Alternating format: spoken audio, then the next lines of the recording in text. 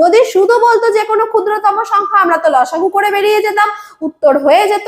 4 অঙ্কের ক্ষুদ্রতম সংখ্যা তাহলে কি করে বার করব? প্রথম কাজটা একই রয়েছে, 16, 18 আর 24-এর লসাগু আমাদের করতেই হবে। ক্ষুদ্রতম বলেছে মানেই আমাদের এই লসাগুটা করতেই হবে। 16, 18 আর 24 লসাগু কি করে করব? কত দিয়ে ভাগ যাচ্ছে? 2 দিয়ে ভাগ যাচ্ছে। 8 দুগুনি 16, 9 দুগুনি 18, 12 দুগুনি 24। 2 দিয়ে ভাগ করলাম, 4 দুগুনি 8, 6 দুগুনি 12। 2 দিয়ে ভাগ করছি, 2 দুগুনি 4, 9, 3 দুগুনি 6। আবার 3 দিয়ে ভাগ করছি, 2, 3 তিরিকে 9, 3 একে 3। লসাগু মানে সবকটার গুণফল। তাহলে 2 দুগুনি 4, 4 দুগুনি 8, 3 আটা 24, 24 দুগুনি 48, 48 গুণ 3, এটা হচ্ছে লসাগু। তাহলে আলটিমেটলি আসলো 3 আটা 24 4 হাতে 2, 3 4 12 আর 2 14, 144 দাঁড়ালো এর লসাগু। এবার ভাবো 4 অঙ্কের সংখ্যা আমাদের বার করতে হবে। তো 4 অঙ্কের সব থেকে ছোট সংখ্যা কে হয়? 1000। এটা আমরা সবাই জানি যে 4 অঙ্কের সব থেকে ছোট সংখ্যা হচ্ছে 1000।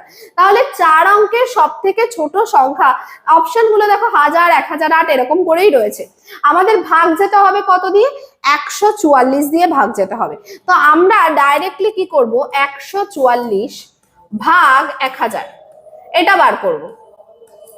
এটা করলে আমরা কত পাচ্ছি দেখো, ধরো 6 দিয়ে গুণ করছি, যে কোনো সংখ্যা দিয়ে গুণ করে চেক করতে পারো। 4 6 24 4 হাতে 2, 4 6 24 আর 2 26, 6 হাতে 2, 6 1 6 7 8। আচ্ছা 7 দিয়ে করলে কি বড় হতো? একবার চেক করা যাক। 4 7 28 8 হাতে 2, 4 7 28 29 30 0 হাতে 3, 7 1 7 আর 3 10, মানে বড় হয়ে যেত। তো আমরা দেখলাম 6 দিয়ে করলে বড় হচ্ছে না। তো এখানে আমাদের থাকলো 136। দেখো যে সংখ্যাটা দিয়ে লাস্ট ভাগ যাচ্ছে তার ঠিক পরবর্তী সংখ্যা দিয়ে গুণ করতে হয়। 6 দিয়ে এটা ভাগ গেল, তার মানে ভাগ মিললো না, তাহলে কি 1000 এই সংখ্যাটা নয়? তাহলে 1000-এর পরবর্তী কোন সংখ্যা 144 দিয়ে ভাগ যাবে? 6 এর পরবর্তী যে সংখ্যা দিয়ে আমি গুণ করতে পারবো, তার মানে কি 7 দিয়ে আমি গুণ করতে পারবো। তাহলে 144 গুণ 7 করলেই আমরা উত্তর পেয়ে যাব।